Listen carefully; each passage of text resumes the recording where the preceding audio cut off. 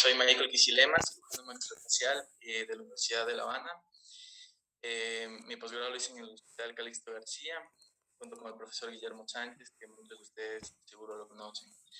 El día de hoy me ha tocado dar una plática de ATM, epidemiología y definiciones. En realidad es un poquito aburrido el tema porque no hay tantas cosas, pero hemos tratado de hacerles una revisión y el que lo quiera grabar o lo quiera copiar, bien puede, está abierto para que lo puedan hacer, porque más bien es como una clase explicativa la que les voy a dar. Espero no aburrirles mucho. Soy de Quito, Ecuador, y siempre a las órdenes, como dijo el doctor Carlos Contreras, por acá también en Ecuador, para todos ustedes las puertas abiertas, y ya les voy a ir indicando ciertas cositas. Bueno, primero, como todos sabemos, la articulación temporomandibular está definida por Okeson en 1985 como una articulación glínglimo-artroidal. ¿Esto qué nos permite? Los movimientos de bisagra en un plano, que eso va a ser ganglimoide. Y artroidal nos permite los movimientos de deslizamiento y de desplazamiento lateral. Considerada como articulación bicondilia por presentar un cóndilo mandibular, la porción temporomandibular y esto del hueso mandibular. Los componentes que vamos a tener en ella son óseos. En estos vamos a tener el temporal y la mandíbula. Las superficies articulares, como la cavidad glenoidea, la cavidad sinovial, el disco articular, la cápsula articular, el cóndilo. Los ligamentos, tenemos los ligamentos colaterales, los ligamentos capsulares, los ligamentos temporomandibulares y los ligamentos accesorios. Esto ya muy bien el doctor Carlos nos lo explicó, y más, sobre todo nos explicó muy bien la anatomía, los músculos de la masticación. La biomecánica de la articulación temporomandibular. Bueno, el disco acompaña al cóndilo durante todos los movimientos, como lo vamos a ver en el siguiente video. Tenemos los movimientos de rotación y los movimientos de traslación. En este video nosotros vamos a poder darnos cuenta cada uno de los movimientos que está haciendo la articulación temporomandibular en un estado normal. Cuando ya no tenemos un estado normal, vamos a ver más adelante cómo son los movimientos de la articulación. La clasificación de los desórdenes temporomandibulares. Tenemos desórdenes musculares o miopatías temporomandibulares, los desórdenes articulares o artropatías temporomandibulares, y estos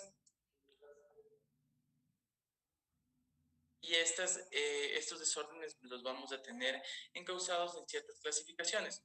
Estas clasificaciones vamos a tenerlas como desórdenes congénitos y del desarrollo. Como desórdenes congénitos y del desarrollo, vamos a tener como desórdenes de la articulación temporomandibular propiamente dichos, y con los músculos de la masticación. Dentro de los desórdenes de la articulación temporomandibular, nosotros vamos a tener los desórdenes congénitos y del desarrollo, como la aplasia, la hipoplasia, la hiperplasia, las displasias, los desórdenes adquiridos que pueden ser neoplasias o fracturas. Dentro de los de la articulación temporomandibular podemos tener igual desórdenes congénitos o del desarrollo, los desórdenes del trastorno del disco, los de la dislocación del ATM y los de osteoartritis, que también al final vamos a sumar los de las anquilosis y los de los procesos o fracturas de los procesos condilares. De los músculos nosotros vamos a tener 6, que van a ser el dolor miofacial, la miositis, el mioespasmo, las mialgias locales, las contracturas miofibróticas y las neoplasias. De cada uno vamos a ir desarrollando durante la plática, pero sin antes de esto hablarles un poquito de historia y comentarles que en la década de los 50 el síndrome de dolor disfuncional del ATM fue descrito por Shedwer en 1955, y ya en 1959 Shore lo definió como síndrome de disfunción de la articulación temporomandibular, y ya en el 69 lo describen como síndrome de disfunción miofacial. Los trastornos temporomandibulares son una clase de afección musculoesquelética degenerativas asociadas con deformidades morfológicas y funcionales, nos dice Laskin en 1983. La etiología, como todos ustedes saben, es multifactorial, es una combinación de factores psicológicos, fisiológicos, estructurales, genéticos, posturales, alterando el balance funcional de los elementos fundamentales del sistema estomatonático, como la oclusión, los músculos de la masticación y la articulación temporomandibular. De estos vamos a tener factores locales y factores generales.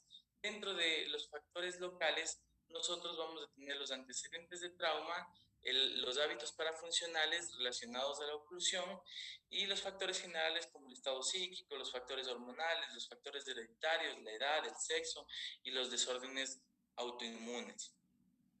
La epidemiología, entre el 60 y 70% de la población general tienen al menos un signo de disfunción de la articulación temporomandibular, pero solo 1 de 4 individuos es consciente de estos síntomas y realmente asiste al especialista. Menos del 5% de estos pacientes buscan realmente un tratamiento especializado. Este es un estudio multicéntrico en el cual nosotros podemos darnos cuenta que vamos a tener varias relaciones, ¿sí? Es un estudio de prevalencia de los desórdenes de la articulación temporomandibular realizado por Jane Doe Dye, que está recolectado desde 1969 hasta el 2019, que seguramente muchos de ustedes lo habrán leído. Y como podemos ver aquí es la recolección de algunos artículos como en el de Jane, donde nos podemos dar cuenta que el sexo femenino es más prevalente que el sexo masculino con 25.5% y que la edad va a ser mucho mayor, mientras mayor es la edad, mayor va a ser las probabilidades de una disfunción. Y en este artículo, pues, nos dice que de 19 a 30 años es la edad en la que se, en la que se maneja, en la que se maneja esto. Bueno, así vamos a ver los diferentes artículos que tenemos aquí mencionados y en los que la mayor parte de ellos vamos a tener la misma prevalencia. Como les decía, aquí tenemos, incluso en las maloclusiones va a ser mucho mayor, como el 50%, y como conclusiones en este artículo dice que hay mayor prevalencia en mujeres que en hombres entre 19 y 30 años, mientras que más aumenta la edad, más riesgos tienen de tener disfunciones. En el de Out, nos damos cuenta que la prevalencia de la disfunción temporomandibular es del 24.9%, la edad en la que la mayor prevalencia tiene es de 19 a 39 años. Igual tenemos en este análisis un aumento en las clases esqueletales tipo 2 y bueno, mientras más aumenta la edad, igual aumenta la prevalencia. Lo mismo en este artículo, nos podemos dar cuenta que tiene un 40% de prevalencia.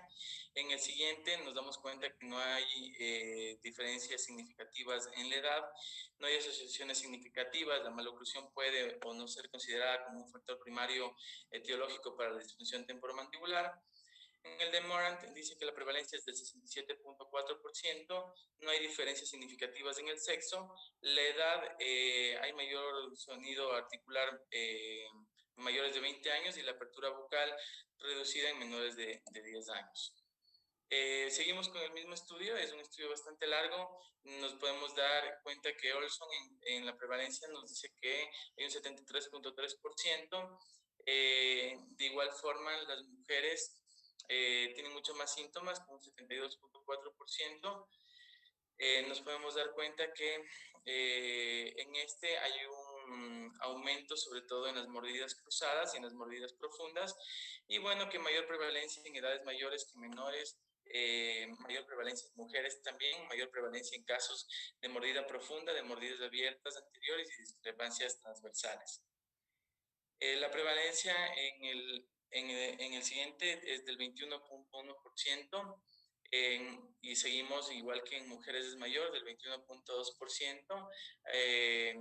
En la mordida abierta un 44.4% sigue siendo mayor y tenemos sobre todo que hay mayor prevalencia en la mordida abierta, mordidas profundas y cruzadas. Y bueno, los sonidos van a ser mayores igual en la mujer y como nos damos cuenta, pues en la mujer va a ser más significativo lo prevalente de la disfunción temporomandibular. Aquí tenemos, y con este ya terminamos, la ocurrencia de los signos y síntomas dolorosos del ATM, la palpación articular es del 12%, la apertura bucal en el 8% en el estudio de Conti, y va a haber un sonido del ATM del 32% en los movimientos mandibulares limitados.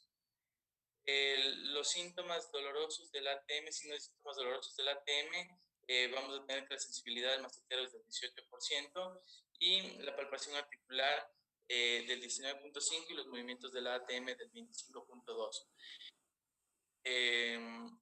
Bueno, seguimos con el mismo estudio. Vamos a ver que es la misma relevancia en todos, la ocurrencia de los síntomas, las palpaciones musculares es aumentada y nos podemos dar cuenta que la incidencia marcada en mujeres es mucho más alta, es del 21 al 30% en relación de hombres-mujeres respectivamente.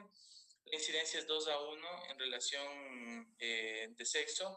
Las mujeres jóvenes de menos de 30 años de edad se encuentran en un incremento de riesgo por el desorden de la articulación temporomandibular.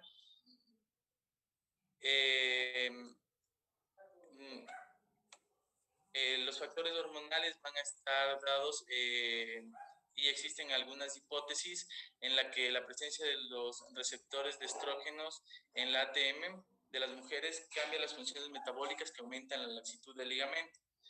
El estrógeno aumenta la susceptibilidad de estos estímulos dolorosos modulando el sistema límbico.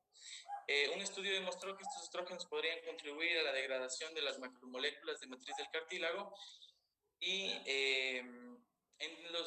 dentro de eso tenemos los antecedentes traumáticos como el macrotrauma, que es un factor predisponente e iniciador de las disfunciones temporomandibulares. Las lesiones de tipo latigazo en la cabeza o en el cuello son consideradas factores significantes de riesgo.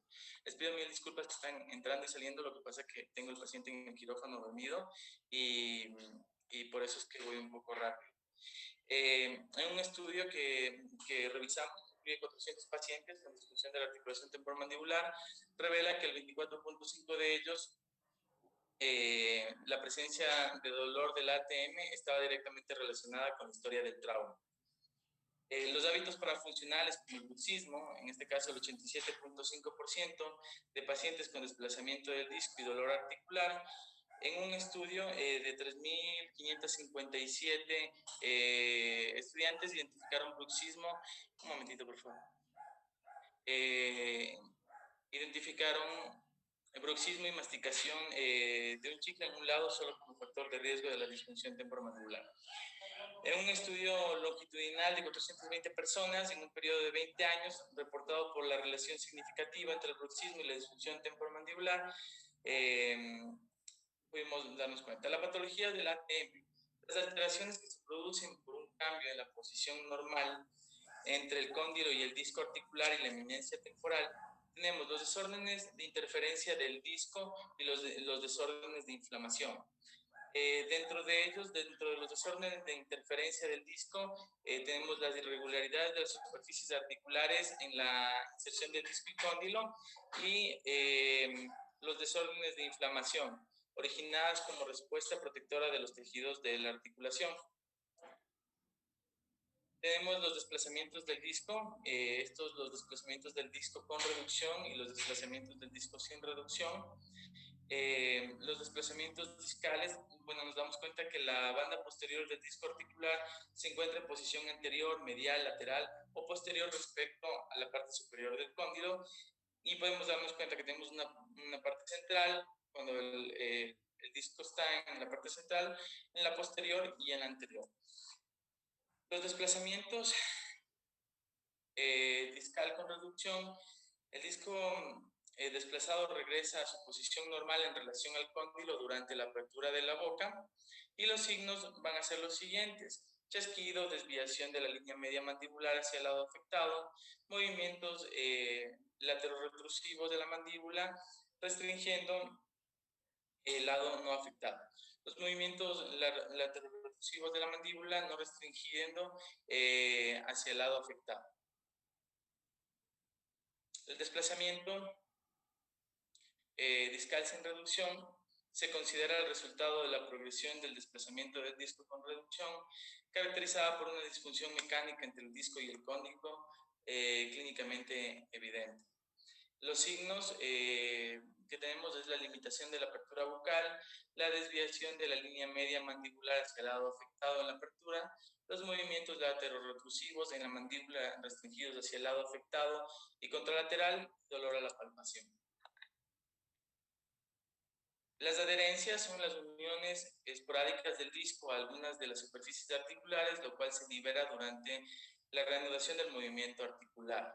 Las adhesiones es la fijación permanente del disco articular a una de las superficies articulares debido a un aumento de la estática en la articulación temporomandibular y posterior colapso. La anquilosis de la articulación temporomandibular es la limitación o el bloqueo de la misma, la cual puede ser parte o total, parcial o total, bilateral, fibrosa u ósea de cada una de ellas. Ya el término anquilosis viene del griego que refiere soldadura o atadura, y bueno, se han ido dando varias clasificaciones dentro de esto que las vamos a ir viendo. La anquilosis fibrosa, originada por adhesiones secundarias a trauma, inflamación de la articulación, poliartritis. Las anquilosis óseas es la unión del cóndilo mandibular con la fosa articular y se debe a la proliferación de células óseas porque impiden el movimiento completo de la articulación. Los trastornos articulares inflamatorios, tenemos resultado de lesiones o alteraciones. Los tejidos que componen la ATM experimentan inflamación, como pueden ser sinovitis o capsulitis. La poliartritis, inflamación de la articulación o cambios estructurales secundarios a una condición poliartrítica, incluye una gran variedad de trastornos como artritis traumática, infecciosa y reumatoide. La artritis traumática, el paciente se queja de artralgias que aumentan el movimiento, la limitación de la apertura mandibular. Las artritis infecciosas, reacción inflamatoria estéril relacionada con una enfermedad sistémica o una respuesta autoinmune. No estéril, infecciones bacterianas, dolor constante acentuado en el movimiento, la tumefacción articular, aumentando en la articulación. Las artritis reumatoideas del cóndilo mandibular se degeneran por lo que pierde el soporte y provoca una maloclusión aguda, mordida abierta anterior, contactos posteriores. Las osteoartritis, es una condición inflamatoria de la superficie articulares caracterizados por abrasiones y deterioros de los tejidos articulares debido a la sobrecarga y remodelación. Se considera una respuesta del organismo al aumento de la carga en la articulación y puede aparecer en casos de luxación o perforación del disco. Se clasifican como estables e inestables. Las osteoartritis activas se caracterizan por el deterioro y la abrasión de las superficies de los tejidos articulares. El cartílago articular experimenta un proceso bioquímico de desintegración, lo que debilita este proceso incluye desintegración del colágeno. Los cambios articulares están asociados al trauma, sobrecarga, infección o un proceso idiopático. Las artritis estables, nos damos cuenta que es una degeneración condilar caracterizada por una progresiva remodelación de la osteoartritis activa. Se considera una fase adaptativa, sin embargo, se dice que se debe al desequilibrio entre el estrés aplicado a una articulación y a la habilidad fisiológica de los tejidos blandos. El cartílago y el hueso están reabsorbidos. La condromalacia, el cartílago se reblandece y se degenera produciendo un daño irreversible y destrucción del mismo hasta que expone la superficie de la articulación. La fibrilación se da desde la deshidratación del cartílago hasta la ruptura de las fibras de colágeno. Las alteraciones del crecimiento y el desarrollo, la genesia, la formación de la cabeza del cóndilo mandibular caracterizado por una simetría facial, está asociada a síndromes los cuales se encuentran afectados primero y el segundo arco branquial. Las hipoplasias, la alteración de la formación del cóndilo mandibular representada por una simetría facial cuya etiología puede ser genética o adquirida. Estas malformaciones producen una deformidad facial que se caracteriza en el lado afectado por un cuerpo mandibular corto y desviación del mentón. Las hiperplasias condilares, bueno, no es más que una formación ósea no neoplásica que causa un aumento del cóndilo en todas las dimensiones, provocando malformaciones esqueléticas. Y bueno, esta es nuestra clínica. Se llama Revere Clinic. Nos dedicamos a la cirugía maxilofacial, la cirugía plástica facial y reconstructiva. Y bueno, comentarles que por el COVID, acá en Ecuador, en los hospitales públicos en el cual trabajo, no se está operando absolutamente nada de patologías que no sean COVID. Realmente casi todos los hospitales solamente reciben pacientes COVID positivo, valga la redundancia. Entonces nosotros tenemos un convenio estatal en este momento y somos de las pocas clínicas que recibimos casi todo el trauma de Quito, que es la capital, y casi de todo el centro del país. Entonces, nuevamente mil disculpas porque me han cogido un poquito apurado, y lo que pasa es que hemos tenido un día muy largo y todavía nos quedan como unos 5 pacientes quirúrgicos. Para los que sean posgradistas de cirugía maxilofacial o estén interesados en la cirugía maxilofacial, bienvenidos, las puertas están abiertas cuando quieran venir, hacer una pasantía o algo. Realmente lo que más hacemos es trauma facial en este momento, y bueno, por la parte privada, la cirugía plástica facial, sobre todo la rinoplastia. Les quedo muy agradecidos y gracias a todos por la organización. Gracias, doctor. Gracias, Michael. Buenos días. Y además te pedimos que no te desconectes para, terminando la plática del doctor Layton, hacer una sesión de preguntas y respuestas, una discusión. ¿Te parece? Amigo, ¿puedo dejar conectada? Lo que pasa es que ya el paciente está entubado y puedo dejarla conectada y les respondo, aunque sea o sea, estando operando. Sin problema, sin problema. Por favor, ya, mil disculpas, de verdad que no pensaba que iba a tener un día así. Lo siento. No te apures. Estamos, gracias por conectarte y ahorita continuamos con el siguiente ponente. Gracias, Michael. Saludos hasta allá Gracias. en Quito, Ecuador. Saludos. Bien, vamos a continuar con nuestro siguiente ponente, el doctor Yerko, y nos vamos a ir todavía más al sur. Doctor Yerko, buenas tardes, ¿cómo estamos? Hola, buenas tardes acá, buenos días para ustedes. Gracias. Ya es la hora de la comida ya en Chile, doctor. 13 horas. 1 de la tarde. Exactamente. Sí, es la 1 de la tarde. Bien, doctor Yerko, me permite presentarlo nada más. Él es cirujano dentista, convención en prevención, especialista en implantología bucomaxilofacial, especialista en cirugía y traumatología bucomaxilofacial. También es miembro internacional de la IAOMS, director del ITI del Club Cordillera Santiago de Chile. También trabaja en la Fundación Oncológica Arturo López Pérez y también es profesor en la Universidad de los Andes, ahí en Santiago de Chile. Doctor Yerko, bienvenido. Gracias por aceptar la invitación. Perfecto. Salud. Muy buenas tardes chilenas, muy buenos días hora mexicana. Muy agradecido de poder participar. La verdad es que en estos momentos acá en Chile estamos algunos de nosotros disponemos de vacaciones, así que yo la verdad estoy de vacaciones en este momento. Estoy en la costa de Chile, no estoy en Santiago de Chile. Hay algunas zonas de Santiago de Chile, de Chile que están sin cuarentena, y nosotros tomamos unas vacaciones cerca acá en la costa para poder pasar un poco con la familia. Así que le estoy transmitiendo no de mi casa, sino que le estoy transmitiendo del hotel donde estamos alojando por estas semanas. Y la idea de hoy día es poder compartir un poco en relación a lo que es la clasificación de los trastornos temporomandibulares, que le estoy compartiendo en este momento. Ahí se ve en mi pantalla. Vamos a conversar. ¿Se escucha bien? Bien, buenísimo. Déjame bajar un poquito esto y ahora me conecto nuevamente.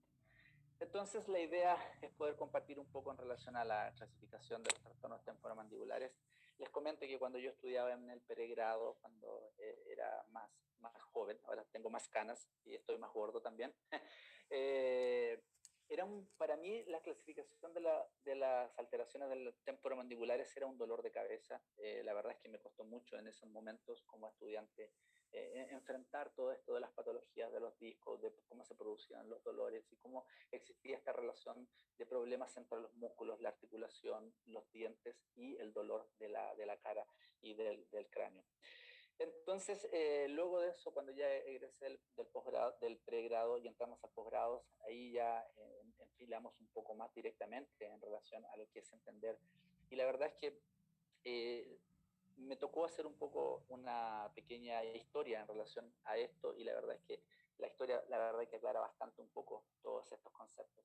Entonces, en ese sentido, nos vamos a ir un poco hacia atrás. Nos vamos a ir un poco hacia atrás para poder entender cómo, a medida que ha evolucionado la humanidad, vamos a llegar incluso a tener el consenso actual que tenemos de lo que son las clasificaciones de los trastornos temporomandibulares. Vamos un poquito hacia atrás en el sentido de que en la civilización egipcia tenemos estos papiros, que en el fondo eran los libros de egipcios, en los cuales ellos dejaban guardado todo lo que ellos, en el fondo, era parte de su cultura. Pero hay un papiro en particular que es muy interesante. Este papiro es el papiro conocido como el papiro de Edwin Smith. Este papiro, junto con otra secuencia de papiros, explica y analiza todo lo que son los conceptos médicos. En el fondo era un texto médico, de uso médico, en el cual este trabajo que publica el doctor Alex Vargas, que es con su equipo, que es un muy buen cirujano maxilofacial acá de Santiago de Chile, presentan este artículo que está publicado en la Revista Médica de Chile y que es muy interesante de leer y que rescata en el fondo cómo es la trascendencia de los egipcios dentro de la medicina y de la odontología en la actualidad. Y cuando uno va analizando el papiro, se va dando cuenta que en el fondo ellos tienen una sistematización de estudio de la medicina que está exactamente igual a lo que nosotros manejamos en este momento. O sea, ellos hacían un examen clínico, una anamnesis del paciente, basado en eso hacían un diagnóstico de este paciente y proponían un tratamiento. Y ahí, como ustedes ven en la pantalla, aparece un poco esto, que es la dislocación de la mandíbula, donde en el fondo ellos decían cómo usted al examen clínico se tiene que dar cuenta de las complicaciones que tiene el paciente, cómo abordarlo y cómo tratarlo. Basado en esto, entonces, las grandes importancias que da este papiro es que en el fondo es el primer documento físico encontrado que describe desde el punto de vista el carácter médico, el abordaje médico que tiene y deja de lado todo lo que son las conexiones mágico-religiosas, todo lo que es la cultura propia de cada una de las civilizaciones y se involucra 100% en un ambiente médico. Por lo tanto, es el primer elemento a considerar como el primer elemento médico oficial de la historia. Por otro lado, la civilización egipcia, a través de sus papiros, lega a otras civilizaciones como la griega y delega en el fondo también parte de su medicina y potencia también el resto de las medicinas de los otros lugares. Ahora, por otro lado también es muy importante la semejanza que tenían hace 3.000 años atrás del análisis de las patologías a lo que nosotros tenemos en la actualidad, lo cual a mí me hace pensar mucho en el fondo que si por ese motivo esta civilización hubiese tenido la oportunidad de tener, como nosotros tenemos, microchip, computadoras, sin duda que la evolución de la medicina, la evolución del hombre, tal vez nos tendría en otro escenario. Y tal vez nos tendría en un escenario que a lo mejor podríamos tener viajes intergalácticos y a lo mejor podría ser tal vez una película de Star Wars. Es solamente una pequeña referencia a lo que es en relación a la tecnología y de cómo la civilización egipcia pudo tener la capacidad de desarrollar. A medida que fue avanzando la historia, nos fuimos encontrando que ya en los 1920 y hacia atrás, la clasificación y los tratamientos de las patologías temporomandibulares estaban básicamente asociadas a las dislocaciones y principalmente a lo que son las anquilosis de las articulaciones, donde el doctor Thomas Anandale, en el fondo, fue considerado el primer cirujano que hizo una cirugía reparadora de la articulación temporomandibular. Sin duda que ahora el doctor Costén, que es un médico otorrino, nos contribuyó con el síndrome de Costén, que nos dejó abierta la oportunidad para poder nosotros entender cómo se producen los dolores miofaciales o dolores articulares faciales, en los cuales él planteaba que este síndrome, el cual unía dolores de cabeza, sonidos, provocaba cefaleas, provocaba ardor de garganta, alteraciones a nivel de la nariz y de la lengua, estaba producido básicamente porque dentro de su teoría, porque el cóndilo comprimía en el fondo la trompa de Eustaquio, el nervio de la cuerda del tímpano y el nervio auriculotemporal. Y eso traía como consecuencia en el fondo todo el síndrome de Costén, doloroso de Costén. Entonces, lo que sí, eso trajo mucha controversia, sobre todo a aquellos cirujanos y anatomistas, porque ellos veían que la propuesta de Costén tenía algunos rasgos de insustabilidad, o sea, no tenía un sustento para poder seguir adelante en relación a eso. Luego de eso, Ramford en el fondo introduce los conceptos oclusales en el sentido de que atribuye las relaciones oclusales a problemas articulares en el sentido de que pudieran perpetuarse o podrían a lo mejor iniciar los problemas de la articulación, donde se hace uso ya de lo que son las férulas oclusales.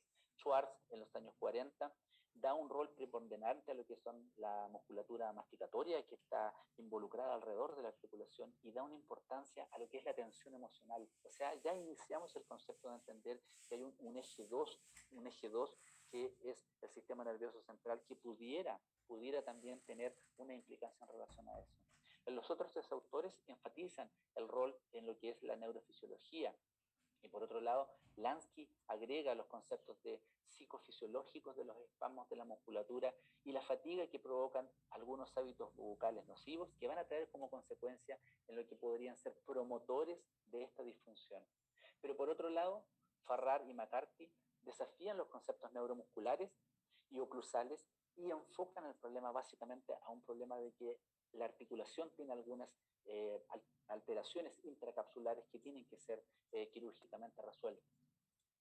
Es así como a medida que pasa el tiempo se van acuñando diversos términos como el síndrome de disfunción, los trastornos oclusomandibulares, mioartropatías, trastornos craneomandibulares, hasta llegar al concepto instaurado por Bell, el cual acepta el término y plantea el término de trastornos temporomandibulares, que fue ganando popularidad e incluso ya la Asociación Dental Americana lo adopta, lo acepta como término oficial y en el fondo lo define como todas las alteraciones funcionales del sistema estomatognático, donde está involucrada la masticación, la deglución y la fonación, que afecta la musculatura masticatoria, la articulación y las estructuras orofaciales asociadas. Basado en esto, entonces, sin duda que en todo este andar de tiempo, desde los egipcios hasta la época actual, sin duda que, a mi juicio, el gran desarrollo para mejorar todo esto que tenemos en relación al tratamiento de nuestros pacientes está pasando básicamente por el gran desarrollo de los procesadores en relación a las calidades de las imágenes de resonancia magnética, de los CT scan y del gran desarrollo que está alcanzando la artroscopía en este momento. Entonces, nosotros nos vamos a enfrentar entonces a que tenemos problemas que están asociados a la musculatura, a la articulación propiamente tal, a estructuras anexas, y no dejemos de lado el eje 2, que es el problema en el fondo psicológico o psiquiátrico que pudiera tener también el paciente asociado. Por lo tanto, tenemos un problema que es multifactorial y que lo tenemos que tratar desde el punto de vista multidisciplinario, el cual implica cirujanos trabajando en conjunto con ortodoncistas, con rehabilitadores, con terapeutas, con kinesiólogos, con psiquiatras, con psicólogos, con el fin de poder tener un equipo de trabajo en pro de este paciente. Por lo tanto, si tenemos un sistema que es multifactorial y si tenemos a muchos equipos trabajando en conjunto en pro de un paciente, se hace necesario tener una clasificación. ¿Y qué es una clasificación? Es tener un ordenamiento. En el fondo, es disponer de diferentes clases para poder, en el fondo, obtener ¿qué cosa? Vamos a obtener, en el fondo, la búsqueda de un todo de todas aquellas cosas que guardan y comparten algún tipo de relación para que éstas sean agrupadas. ¿Con qué finalidad voy a tener una clasificación? para mejorar el ordenamiento posible con el fin de, llegado el momento en que yo estoy buscando una específica elemento que ha sido clasificado, este resulta de fácil encontrarse, resulta fácil de ser encontrado. Por lo tanto, por muchos años hemos intentado desarrollar distintas clasificaciones, pero ¿cuál es el fin? ¿Cuál es el fin que nosotros necesitamos de una clasificación? Básicamente, tener todas las patologías agrupadas. Por otro lado, tener diagnósticos específicos que sean universales. Estos diagnósticos nos van a ayudar a poder tener mejor investigación y por otro lado nos van a llevar a enfocar terapias y probar nuevas terapias en nuestro paciente. Basado en esto, entonces nosotros podemos desarrollar un desarrollo a nivel global, o sea, que no solamente estén trabajando distintos grupos en distintas partes del mundo y que cada uno tenga un desarrollo mejor o peor, sino que la idea es que todos estos grupos trabajen en un sistema en común con el fin de mejorar todo el sistema. La primera clasificación que es considerada es la clasificación de Dell en relación a los trastornos temporomandibulares y esta clasificación fue adoptada por la ADA, en la cual la separó en 4 áreas. Básicamente están dadas por los trastornos de los músculos masticatorios, los trastornos de la articulación propiamente tal, los trastornos de hipomovilidad o hipermovilidad que puede tener la articulación y obviamente también los trastornos de crecimiento. Pero una de las situaciones que marca un poco el camino es aquella que está dada básicamente por los consensos. Y acá esta es la publicación de un consenso, la publicación de un consenso en el diagnóstico y las recomendaciones internacionales de este consenso, que está dada básicamente por obtener, clasificar las patologías, definir los diagnósticos, definir los tratamientos y en base a eso cómo estos lo podemos resolver a nivel global. Todos estos participantes, ya tantos médicos como dentistas, como psiquiatras, como terapeutas, participaron en esta planificación y poder crear este artículo que está publicado en esta revista, en la cual una de las partes fundamentales que se describen es obviamente la descripción de todos los diagnósticos, la clasificación, pero también agregan esta tabla, que es la tabla número 1, donde muestran en el fondo la evolución que tuvieron ellos para poder llegar al 2013, donde partieron en el año 92, recabando información, haciendo reuniones, haciendo meetings en distintos simposios, hasta llegar al 2013, en el cual ya se pudieron reunir y poder dar un consenso. Y el consenso está dado básicamente en relación a tener una clasificación, que es una parte de todo este paper que yo le estoy mencionando, donde tenemos alteraciones temporomandibulares, desórdenes temporomandibulares, alteraciones masticatorias, dolores de cabeza y, en el fondo, estructuras anexas que pueden dar síndromes dolorosos.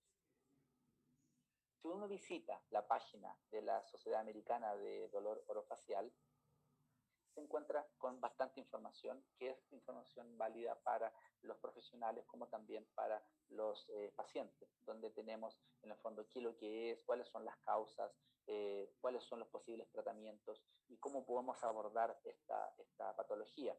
Y la verdad es que es una sociedad que es bastante interesante, que uno puede ser miembro y la verdad es que ayuda mucho al entendimiento en su página de internet.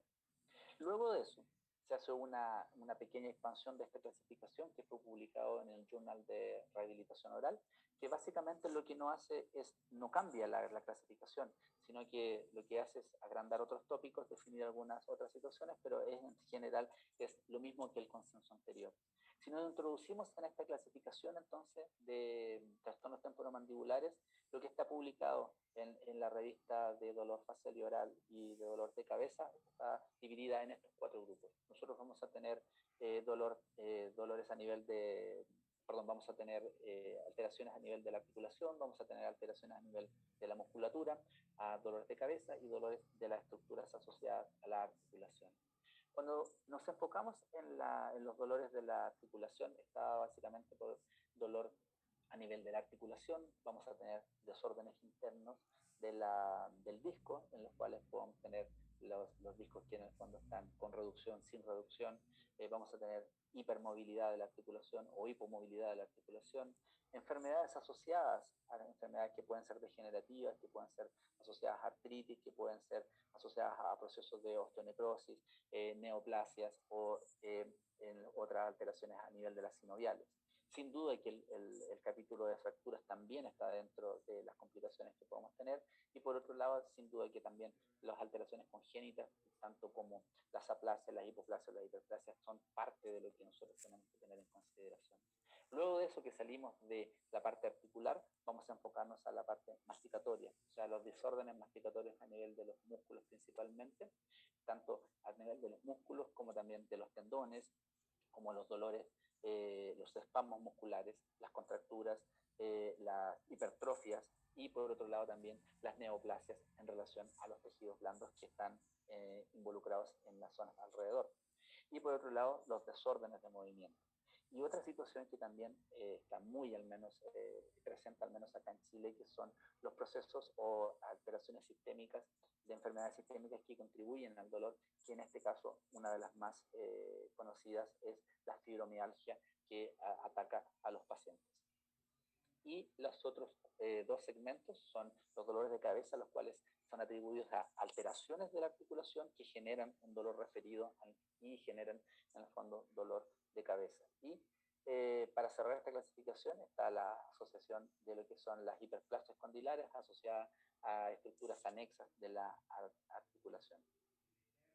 Por otro lado también tenemos la clasificación de la Sociedad Americana de Cirugía de la Articulación Temporomandibular, la cual también tiene una muy buena página que tiene una visión general tanto para los socios como también para los pacientes, donde muestran en el fondo las patologías que se tratan.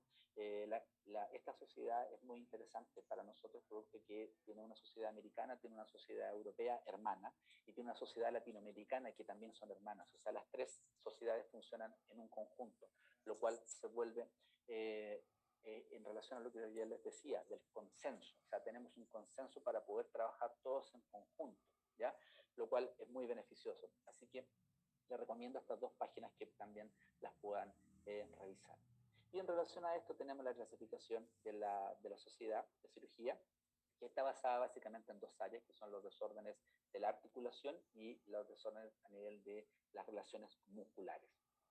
Dentro de eso está la clasificación, la cual está sacada del libro de la SECOM, de la Sociedad Española de Cirugía, en la cual los desórdenes interarticulares están asociados a las alteraciones del disco, las alteraciones de la inserción del disco, los problemas sinoviales que pudieran ocurrir, las alteraciones a nivel del fibrocartílago o las alteraciones que pudieran ocurrir a nivel del cóndilo y la fosa adenoide.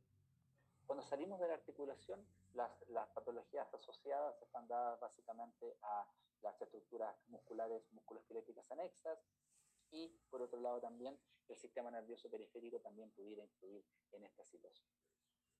Por lo tanto, lo importante de todo esto es ver que la evolución de la historia nos ha llevado a tener un consenso en relación a lo que son los trastornos temporomandibulares. Tenemos una muy buena clasificación en este momento, tenemos a muchos equipos trabajando en pro de esto, tanto en las sociedades de dolor como en las sociedades de cirugía. Por lo tanto, la verdad es que el camino está bastante allanado ya en este momento y podemos contribuir a tener un mejor tratamiento para nuestros pacientes. Les dejo ahora un poco algo que me pidieron, que es en el fondo ver un caso clínico en relación a una situación de un paciente. Yo soy un colaborador del equipo de cirugía del equipo de cabeza y cuello, del Hospital Salvador también, donde trabajamos con el doctor Salvatierra, que es el jefe del equipo, el doctor Lida, el doctor Correa y el doctor Rosell. Estamos viendo a este paciente en este momento, que fue un paciente que fue operado hace 5 años atrás. Es un paciente masculino que presentaba una ameloblastoma de rama y de cuerpo mandibular, que era bastante extenso. Se hace la remoción quirúrgica de este ameloblastoma. En la resección quirúrgica, lo que se deja es básicamente la porción del cóndilo más el cuello del cóndilo. Se elimina toda la rama más el cuerpo mandibular, y luego de eso se realiza un injerto microvascularizado de peroné con su placa de osteosíntesis y su microunión vascular a nivel del cuello, con los vasos del cuello, y se hace la unión a la porción que queda del cóndilo con el peroné, con el fin de que ellos trabajen en conjunto y generar en el fondo la articulación. Y ahí un poco está el por qué se los traigo a colación este caso. Luego de eso el paciente la verdad es que evoluciona bastante bien, ahí todavía está con su sondanazo. En general el paciente tiene una buena movilidad articular, hay una pequeña desviación, hay una asimetría producto de que todavía el paciente estaba hospitalizado y en sus controles. Ahí te pueden ver que todavía tenía la cicatrización de la traqueostomía que se le hizo para salir del pabellón. Esta es la radiografía panorámica de 5 años después de operado. El paciente en estos 5 años, él se mantuvo en control sin grandes complicaciones, aproximadamente 6 meses. Luego el paciente desaparece del hospital y vuelve el 2019, vuelve a control, lo tomo yo como tratante y empezamos a evaluar cómo se encuentra. Lo primero que me fui a revisar yo es cómo se encontraba esta articulación. Luego de eso nos fuimos dando cuenta que habían algunos problemas oclusales que hay que mejorar en relación a una interconsulta con ortodoncista para poder solucionar esto, y luego de eso ya tenemos que ir a la fase de rehabilitación colocando implantes en este peroné que en el fondo ya está integrado en el paciente. El resultado de esto, cuando revisamos las imágenes, ustedes pueden ver que el cóndilo se giró un poco, se salió un poco de su eje normal. Y cuando revisamos un poco más las imágenes, la verdad es que nos damos cuenta que el cóndilo en general cicatrizó como si fuera una fractura, con una pequeña torsión, pero tenemos movilidad, no tenemos sintomatología, no hay dolor, el paciente no relata molestia, tiene apertura con desviación, pero normal. Y la verdad es que no se ve algún tipo de remodelación quirúrgica producto del trauma quirúrgico que se realizó. Se ve una buena unión en relación a lo que es el peroné en conjunto con la porción del cuello del cóndilo que quedó. La verdad es que se ve como una sola estructura, no se ve una situación, digamos, que exista una pseudoartrosis de la unión de ellos, ¿no? La verdad es que se ve bastante bien. Lo único que sí se ve un poco girado el cóndilo en esa posición. Este es actualmente como ya estamos tratando al paciente. Es una visión 3D de un escáner facial donde empezamos a trabajar con esto en la actualidad. El paciente presenta así una simetría que se ve claramente, pero curiosamente el paciente no tiene problemas articulares, el paciente no tiene ningún tipo de molestia. El paciente, lo único que sí me relata, pues yo le dije, mira, vamos a corregir algunas de tus asimetrías, vamos a ordenar tus dientes, los vamos a alinear para poder mejorar las relaciones oclusales. Y él me dice, la verdad es que va a arreglar desde el punto de vista de la asimetría. Entonces yo le planteo que en el fondo podemos a lo mejor utilizar algún implante facial para mejorar los contornos. Entonces me dice, pero no, doctor, el contorno del lado operado, que es el lado izquierdo, a mí me parece muy bien, la cara está muy definida. A mí la asimetría que a mí me complica es la del otro lado. Entonces, curiosamente, el paciente asume que su lado operado es el lado que en el fondo él se siente mejor porque lo ve tal vez un poco más definido. Cuando analizamos las imágenes internas de esto, básicamente es ver al paciente en estas condiciones, ya desde un punto de vista de la fase de rehabilitación final, que nos toca ver a nosotros como cirujanos maxilofaciales. Y básicamente lo que nosotros estamos analizando para esta situación es instalar implantes en este peroné, alinear las arcadas y analizar cómo podemos mejorar el perfil para este paciente. Es un poco el caso clínico que les queríamos mostrar para poder iniciar un poco una pequeña conversación. Básicamente yo se las estoy dando por el tema de la reflexión.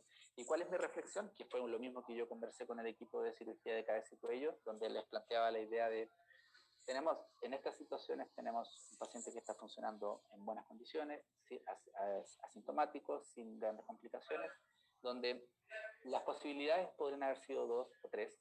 en el sentido de poder haber hecho un recambio articular, haber colocado una prótesis de articulación unido al injerto microvascular, que podría ser una alternativa, o haber extirpado el cóndilo 100% también y haber hecho un injerto microvascular donde el peroné actúa como si fuera directamente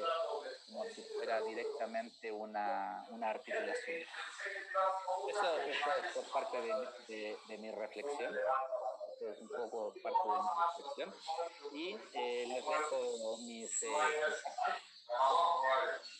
les dejo mis contactos. No sé quién está haciendo la Armando. Ahí sí. Bueno, gracias. Se metió alguien y estaba compartiendo el micrófono. Disculpe, doctor. Listo. Perfecto. Entonces, básicamente, lo que es la reflexión, como yo les decía, está básicamente a lo que yo conversé con el equipo de cabeza y cuello, que era que a lo mejor podríamos haber hecho una prótesis customizada para este paciente, alternativa 1, o haber hecho un cóndilo propio con el injerto microvascular, con el peroné directamente, alternativa 2, o la alternativa 3, que fue la alternativa que se eligió en ese momento, que fue en el fondo dejar este trozo de la articulación de cóndilo y de cuello unido a el peroné microvascular. Les dejo acá mis contactos de las redes sociales donde hemos ido trabajando por algunos lugares y les dejo abierta la conversación para poder analizar un poco y conversar un poco. Dejo de compartir la pantalla y ahí los tengo ya abiertos, estimado Armando. Gracias, doctor Yerko. Buenas tardes allá en hora de Chile. Gracias a todos. Doctor Contreras, si se puede conectar para hacer un pequeño panel de discusión. Hay algunas preguntas, si me las van a pasar ahorita. Pregunta para el doctor Carlos Contreras. Pregunta el doctor Sánchez Navarro para el doctor Carlos Contreras. ¿Cuál es su protocolo a seguir si se llega a lesionar el nervio facial, aumento un abordaje, una cirugía abierta? El protocolo convencional general, como les dije al principio, identificar el nervio transquirúrgico es prácticamente, si no usa aumento, lupas o algún instrumento de magnificación, verlo no es tan fácil. Si ya en el postoperatorio, de luego que pase la anestesia, tú verificas que el paciente tiene una asimetría, debes esperar un momento también, porque a veces como un infiltra anestésico local en esa zona pudiera ser de la parte de anestesia. Y luego, si esperarte ese tiempo y sigue la asimetría, dígase 4 o 6 horas después, pues uno tiene que comenzar con esteroides, porque también podría ser por la misma manipulación, por separar el tejido, y el edema postquirúrgico lo esté comprimiendo, y eso en 48, 72 horas con esteroides vuelve el edema disminuye y vuelve la función. Si no vuelve en ese momento, después de 72 horas, pues ya uno ya asume de que sí pudiera haber un complemento traumático al nervio, y luego uno comienza con terapias neurotropas, radiofrecuencia en la zona y terapias faciales con un kinesiólogo. Eso puede mejorar. No lo garantiza si hay una lesión o un corte del nervio, pero es la terapia que existe, o por lo menos que yo manejo hasta ahora. Hasta ahora, gracias a Dios, no he tenido todavía una permanente. Lo veo frecuente más cuando hago abordaje amplio, que ya no lo hago, siempre hago cirugía mínimamente invasiva, pero regularmente son reversibles la mayor cantidad de veces.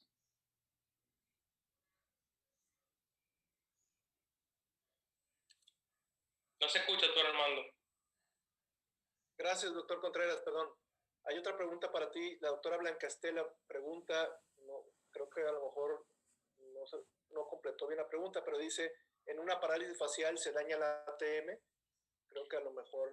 Bueno, no que se daña, pero sí hay un componente, y le explico. Un ejemplo, una parálisis de Bell, que en la de mi cara ya no hay función muscular, o no hay actividad muscular, sí hay cierta dificultad en los movimientos y la articulación a nivel muscular no compensa y puede comenzar a haber alteraciones articulares, pero de que digamos que una parálisis da un problema articular no se puede decir.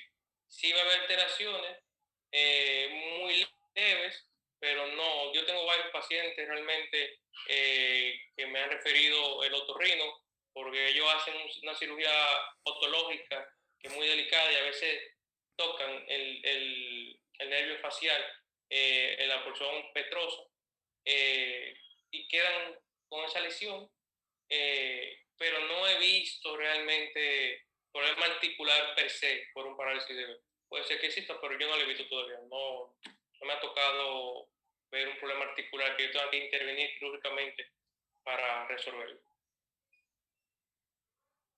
Gracias, doctor Contreras. Tenemos varias preguntas para el doctor Yerko. Por favor, todavía no se desconecte, doctor Contreras. Para el doctor Yerko nos pregunta el doctor Rigal González. El doctor García Vargas primero pregunta, ¿qué criterio utiliza para determinar colocar un injerto de peroné cuando está reconstruyendo?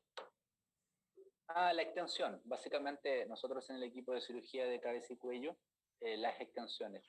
Una extensión mayor a 5 milímetros, la verdad es que nosotros siempre vamos a cirugía reconstructiva microvascular. Es el gold estándar que utilizamos en cirugía de cabeza y cuello. Más, por ejemplo, una cadera libre de más de 5 milímetros no es el gold estándar que nosotros manejamos, y en general siempre vamos a un microvascular. Dentro de los microvasculares, peroné es una buena alternativa. Los cirujanos de cabeza y cuello son también microvasculares en ese sentido y pueden hacer sus anastomosis 100% en lo que es la cirugía a comando, ¿no es cierto? También ocupamos cadera, también se puede ocupar cadera microvascular. Pero más de 5 milímetros nos complica un poco, porque la verdad es que hemos visto, por ejemplo, recidivas de algunos pacientes que se le han hecho caderas y esas caderas se han reabsorbido y queda la placa expuesta y hay que hacer nuevamente un microvascular. Ese es como el estándar que usamos. Gracias, doctor Yerko. Otra pregunta para usted, pregunta el doctor Rigal. ¿Cómo se aborda nuevamente a un paciente con esta condición? Me imagino que el del ameloblastoma, después de 5 años de realizar el tratamiento. ¿Qué se busca? ¿Qué se necesita revisar nuevamente? Me imagino que es el seguimiento. El seguimiento. El paciente lamentablemente se nos perdió. El paciente, por motivos económicos, se fue. Después en Chile se produjo un proceso que está un poco a nivel mundial, que es el problema de las reivindicaciones, y hay muchas protestas en Chile. Hubo un año muy revoltoso acá en Chile, ahí perdimos un año casi, y después vino el COVID, y ahí tenemos ya casi 2 años de problemas. Entonces, cuando lo volvimos a recibir al paciente, nos consulta, lo primero que nosotros fuimos a buscar es ¿cómo se encuentra el peroné? El peroné se encuentra consolidado, se encuentra en una unión aceptable en todos sus segmentos, si no hay algún aflojamiento de las placas, si hay alguna situación de exposición de placas o cosas por el estilo. Obviamente revisamos la articulación, que esté en la movilidad que esté adecuada, revisamos la oclusión del paciente, si porque era un paciente joven, si ha perdido algún tipo de relaciones oclusales de lo que se dejó en ese momento. Es por ello que se solicitó evaluación con ortodoncia para poder analizar en el fondo las relaciones oclusales, mejorar la parte ortodoncia y evaluar si es necesario a lo mejor hacer un complemento con cirugía ortognática siempre y cuando el paciente lo quisiera. Y ahí está donde un poco el paciente me dice, no doctor, el lado que me operaron lo encuentro fantástico. A mí lo que me complica es el otro lado, porque él ve su cara y ve este lado que está más afinada la cara, está más definida la cara, por el lado donde pasa el microvascular. Entonces, mi diagnóstico ahí fue errado, porque en el fondo yo asumía que él tenía un problema producto del lado que estábamos operando, y yo estaba pensando en planificar, junto con cabeza y cuello, implantes faciales, o sea, debíamos a colocar un implante de PIC para poder darle contorno al ángulo mandibular y hacer simétrica del área. El paciente me dice, no, el otro lado, el lado que no está operado, lo veo yo más gordo y no me gusta. Me gusta este lado acá que está más definido, más aclarado. Así que eso es básicamente lo que nosotros fuimos a buscar en ese paciente. Gracias, doctor. Gracias. ¿Siguen más preguntas para usted, doctor? Pregunta la doctora Carolina Escamilla, ¿cuándo se recomienda al paciente seguir con un tratamiento dental después de una cirugía de ATM? O sea, el paciente después de cirugía de ATM siempre tiene que tener en control lo odontológico. O sea, las relaciones oclusales necesitan mantenerse. Ranford ya se los planteé en algún momento atrás. Él plantea que en el fondo las relaciones oclusales pueden descompensar o pueden ser promotores de mantención de alteraciones articulares. Por lo tanto, el plano oclusal, las relaciones oclusales, las inestabilidades oclusales son vitales en aquellos pacientes que tienen alteraciones de la articulación. Gracias, doctor. Doctorísimo. Doctor Yerko, un placer. Una pregunta, aprovechando la oportunidad. ¿Qué tan frecuente usan el protocolo de cirugía ortognática con cirugía articular al mismo tiempo? No, en eso no estoy tan metido yo. Hay otro equipo que sí trabaja más en eso. En general nosotros lo que vamos a hacer siempre es cirugía ortognática pura. No estamos combinando mucho cirugía ortognática con recambio articular. No me ha tocado todavía en esa oportunidad. Yo trabajo más en el área de cirugía oncológica. Ok. Muy bien. Doctor Yerko, pregunta a la doctora Jimena Fernández. ¿Cómo abordaría la colocación de implantes en este paciente? ¿Algún tipo de regeneración? Me imagino que es en el del peroné. No, la verdad es que el gol estándar en este momento para las reconstrucciones post-oncológicas, ya sea con microvascularizados de peroné o microvascularizados de cadera, está dada por instalar inmediatamente los implantes. Ese es el gol estándar que estamos manejando en los pacientes oncológicos. Cosa que instalamos los implantes, inmediatamente el paciente está en el periodo de ventana, que es aproximadamente un mes, y el paciente luego entra a radioterapia. Una vez que el paciente entra a radioterapia, ya no lo podemos tocar, no podemos hacer nada y tenemos que esperar en promedio 6 a 8 meses para recién volver a tocarlo. Entonces, si instaláramos los implantes después, el problema es que se alarga mucho el periodo. Y el otro problema que tenemos es que vamos a hacer cicatrizar un injerto microvascular con una condición de radioterapia encima. Entonces, en un paciente oncológico, lo que hacemos habitualmente es instalar inmediatamente los implantes.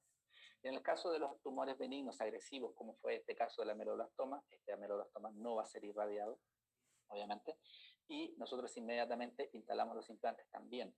El problema que pasó con este paciente, que es un paciente que se generó hace varios años atrás, en el cual todavía el protocolo de instalar inmediatamente las rehabilitaciones no estaba pensado, no estaba dentro de lo que se vio dentro del equipo.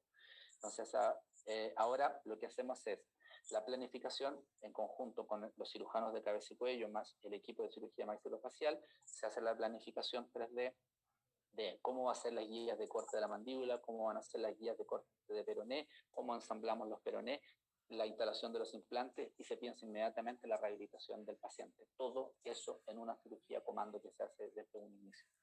Lamentablemente en este paciente ahora, tenemos que colocar los implantes ahora en el hueso que hay. La verdad es que el peroné es delgado, no podemos utilizar implantes que sean muy grandes. En general utilizamos implantes de 10 milímetros, en algunas situaciones podemos utilizar implantes de 13 milímetros, producto del ángulo, cómo se ha colocado el peroné, pero en este momento hacer injertos para este paciente no es el camino. O sea, hay que colocar los implantes en los lugares donde podemos instalar los implantes, donde hay peroné y poder ser rehabilitado. No es un camino, no es el mismo paciente tradicional que tiene una reabsorción producto de la pérdida de dientes. No es la misma manera de tratarlo, sino que básicamente en el hueso que tenemos vamos a instalar implantes convencionales o a lo mejor algún implante inclinado largo, como lo plantea el doctor, el cirujano maxilofacial, cuando coloca implantes cigomáticos en la mandíbula, que es venezolano, se me fue el nombre. ¿César Guerrero? El doctor Guerrero. También estamos utilizando esa combinatoria de implantes más largos, implantes más longos, que pudieran ser combinados con injertos microvasculares y en el lado sano colocar implantes largos. También lo estamos manejando, como lo plantea el doctor César Guerrero en su libro. Claro, doctor Yerko, de hecho, nuestro maestro, el doctor Navarro Vila, él tiene el protocolo de al mismo tiempo de colocar el peroné, colocar los implantes en ese mismo tiempo. Ese es nuestro maestro. Sí. Es un protocolo ahí que solamente ciertos países se pueden dar ese lujo, ¿no? Sí, sí. Es complejo, es complejo. Es complejo. Para Latinoamérica, pues obviamente es una gran inversión Sí. poner implantes en un paciente que obviamente va a ser sometido a radioterapia y donde hay muchas variables, ¿no? Sí, nosotros al menos en FALP, que es la Fundación Oncológica Arturo López Pérez, donde yo trabajo, el protocolo está instaurado. O sea, se hace el comando con microvascular, se instalan inmediatamente los implantes. O sea, por ejemplo, una maxilectomía, colocamos implantes cigomáticos, hacemos el injerto microvascular de el ALT, de anterolateral de muslo, con eso cerramos la maxilectomía, quedan los cigomáticos adentro, pero se hace todo en un mismo momento. O sea, el paciente entra listo a radioterapia. El paciente se prepara entero desde un inicio, o sea, tiene una visión integral el paciente hasta que sale de la radioterapia y termina con nosotros en la rehabilitación ya cuando lo mandamos al rehabilitador, cuando colocan ya sus coronas y sus dientes, que es la fase final aproximadamente a los 10 meses ya de terminar toda su cirugía. Muy bien, gracias doctor. Pregunta el doctor Orlando, ¿qué cantidad de hueso de peroné obtuvo? Ya creo que ya lo mencionó, ¿no? Sí, es grande, peroné, un hueso bastante abundante. Y por otro lado también tiene 2 peronés, que también pueden ser utilizados. Y cadera. Claro, le manda saludos al doctor Carlos Contreras, el doctor Kevin Rincón, desde San Luis Potosí, que está haciendo su residencia. Y también sé que hay muchos residentes ahorita conectados, desde aquí, desde Nuevo León, del Hospital Metropolitano, hasta muchas residencias conectados el 1 de octubre con la doctora Pico en San Luis Potosí. Hay muchos conectados. Por mencionar algunos, no puedo ahorita mencionarlos todos, pero por mencionar algunos. Pregunta el doctor José Salazar de la Fuente, doctor Yerko, ¿el músculo macetero se reposiciona en el peroné? Depende, ¿no? Dice, o se remueve junto con la mandíbula, dependiendo la afectación oncológica. Claro, si es paciente oncológico, si hay infiltración, si hay un margen positivo, hay que hacer resección. Y luego se repara con lo que el músculo que esté anexado. En el caso de la meloblastoma, en el fondo se desinserta todo y se deja tejido sano. Y a través de eso se une el peroné.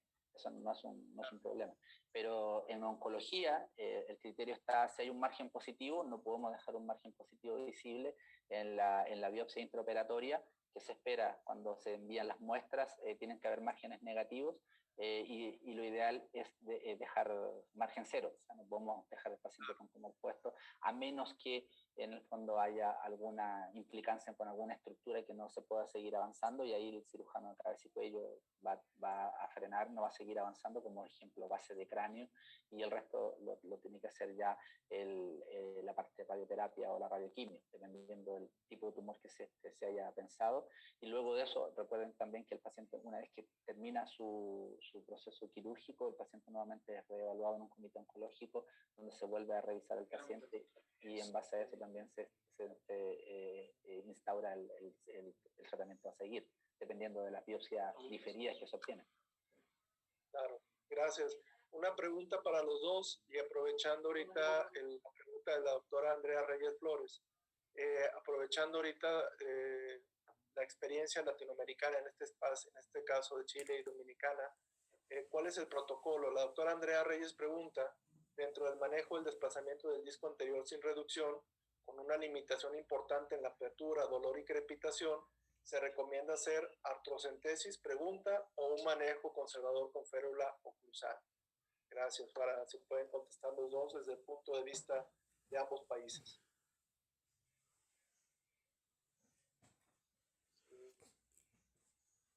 Cualquiera de los dos, doctor Contreras. Arranco yo, perfecto. Mira, es una pregunta muy frecuente, y más a veces le agregan cuando sí, la artroscopia, la artrocentesis, cirugía abierta, y siempre la respuesta va a depender mucho en qué parte del mundo tú estés.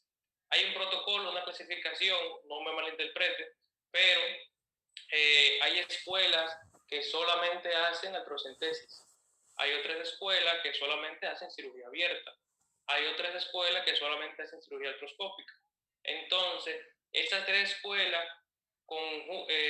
tienen algo en común, que regularmente siempre comienzan con un tratamiento conservador, con una férula de descarga y medicación, mínimo por 8 semanas.